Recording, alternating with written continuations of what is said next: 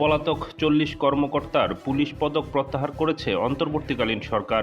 রোববার স্বরাষ্ট্র মন্ত্রণালয়ের জননিরাপত্তা বিভাগ থেকে এক প্রজ্ঞাপনে তথ্য জানানো হয়। পদক প্রত্যাহার করা কর্মকর্তাদের মধ্যে ডিআইজি, পুলিশ সুপার ও পুলিশ পরিদর্শক রয়েছে। তারা সবাই পলাতক ও সাময়িক বরখাস্ত অবস্থায় রয়েছেন।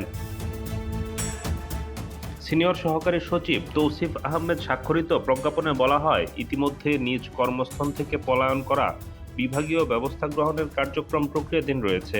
এরূপ ৪০ জন পুলিশ সদস্যের অনুকূলে প্রদত্ত পুলিশ পদক নির্দেশনাক্রমে প্রত্যাহার করা হলো।